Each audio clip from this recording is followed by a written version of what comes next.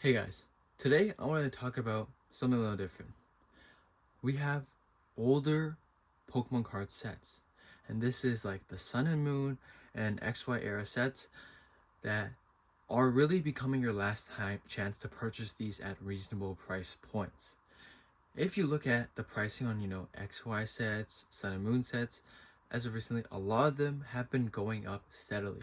Sun and Moon just, 2, 3 months back, I could get them for like $10 a pack or less. And now they're going for almost $20 a pack. Same with Crimson Invasion, it just keeps going up steadily. It's all crazy with the, pricing with the entire market right now.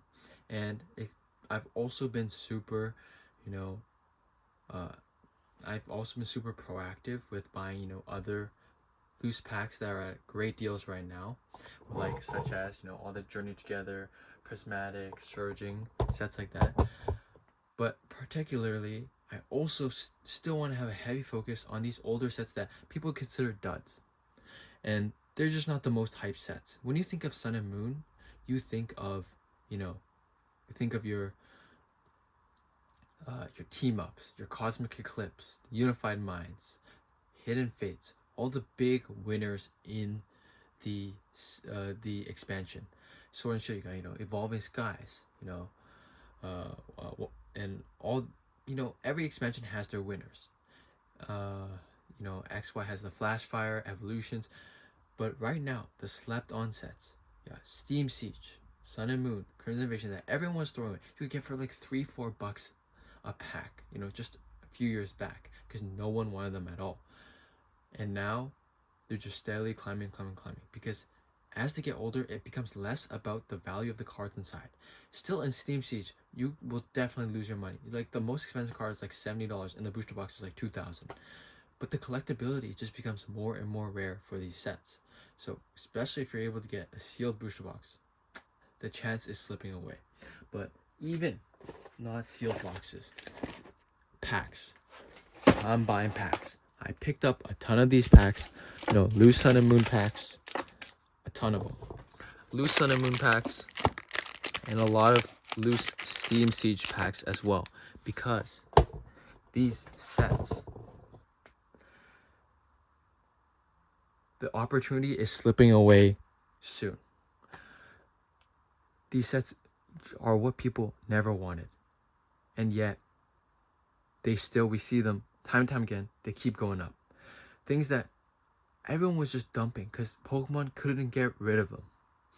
And now people suddenly want them because as they get older, they just become more and more rare. More people rip them despite them being garbage. Inevitably, the price goes up. Now, it may continue to shoot up, over the next year. It may not. It may go down. Who knows? But very likely, it's never going to be back to the lows that it was. You're not getting Sun and Moon for $10 back ever again. Even if the modern stuff starts to trace back, usually older packs are not affected. They steadily climb. And in the next boom, they boom as well. So this is your last chance, really, before these start to get away. Because I've been noticing, I was buying Breakpoint, Fates Collide for a really long time. Those sets, Breakpoint, Breakthrough, all those sets, $10-15 a pack. Buying them by the boatloads. Steam Siege, $8, $9 a pack by the boatloads. And I would sell them, just because a lot of people just weren't aware. A lot of the new collectors weren't aware that you could still get vintage packs cheaper than modern packs. All these like 10-year-old sets now that are cheaper than a modern pack. And as I continue to sell through them, when I go to reorder, I notice, wow, the price just keeps going up and up. And really, the opportunity is slipping away.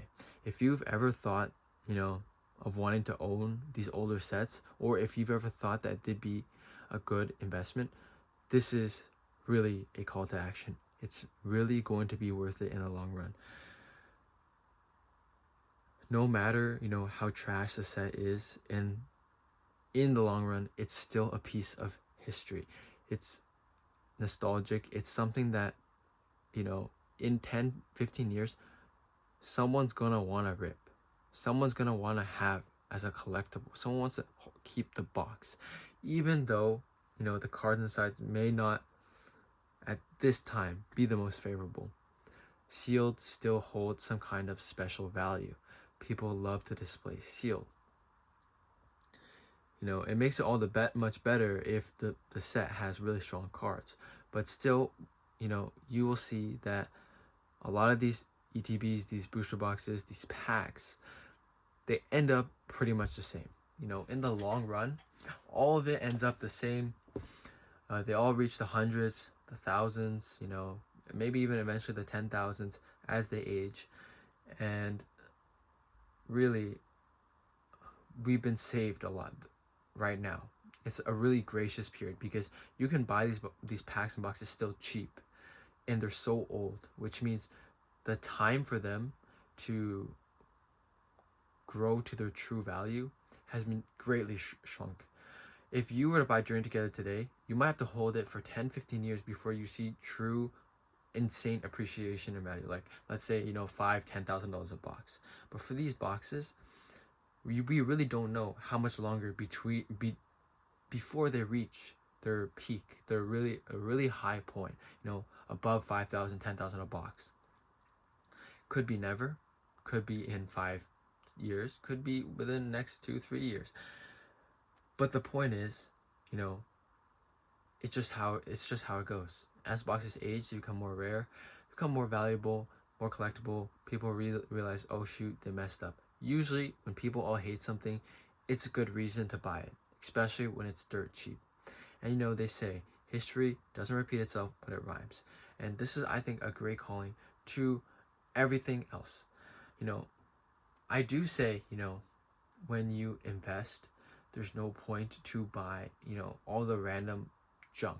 You can easily pick a winner. Yes, that's correct. However, if there is an extremely good deal, like if people are willing to sell, Shroud of Fable, Journey Together, below MSRP or really, really low prices, there's no problem with picking that up if you have the capital. Though fundamentally they are not the strongest sets. They are not the winners. You're consciously making that choice to buy them anyways. It's fine. As long as you're still being consolidated. If you're buying, Journey Together, buy 5 cases of booster boxes, if you will. You don't, if you have the capital, you don't have to pick a winner, but you still shouldn't buy, all the collection boxes, anything. That's just ridiculous. But if you want to purposely pick a loser because it's at a really, really good price point, that's not even a bad idea. The best case scenario, in a perfect world, you buy the winners. You buy the Evolving Skies, the 151s at MSRP, below MSRP, when they take a dip and you see the vision, right? But if that doesn't happen and there isn't those opportunities to buy those winners, if there is an opportunity to buy supposed losers or really dud sets at really good pricing, really good price points, there's no problem with that. As long as you're staying consolidated. Once again, don't go and buy, juggling blisters, whatever. Any ancillary product that adds unnecessary value, whatever, like price to the product, get the pure boxes, and it's fine. As long as you know what you're doing. Make sure okay, I'm not just buying one of everything. You're intentionally making this purchase for something that would be considered, duds, and just buy a ton of them. This is a great opportunity for anyone that's interested in older cards, especially if you're new and you want to have a taste of the older generations before they go away forever, before they reach, far out of most people's price ranges and they're all priced out. It's your last opportunity to get in. You can also, if you have the capital, get in the loose packs. Get in the packs that nobody wants right now. Surging, Journey, Prismatic, they're getting crushed. But this is your opportunity. And take advantage of these sets. The Crimson, Sun and Moon Base, Steam Siege, the sets that nobody wants before they take off. And lastly, before we end off this video, an honorable mention to Hidden Fates. In my opinion, arguably one of the most amazing sets ever. Plus, the cards push insane values. $500 for a Charizard Shiny Volt and several $200-$300 cards with the Shiny Volt. The evolutions, some trainer full art cards. The value, like the chase in the set, is just really, really high for the low cost of a pack. Like a team up pack's like $200, and given, you know, the top chases, you know, thousands of dollars. But I'm saying hidden fates is a lot of potential, and for right now the packs, you can get them for say like 20-30 bucks, maybe less if you get a really good deal. Hidden fates is still a sleeper pick, man. You can still get on hidden fates, you still can get on shining fates, and especially these older dud sets. But yeah, that's gonna be it for this video. Let me know what you guys think. If you think this is a good idea or not, or if you're gonna be buying these older packs, let me know. That's gonna be it for this video, and I'll see you guys in the next one. Subscribe to join the journey.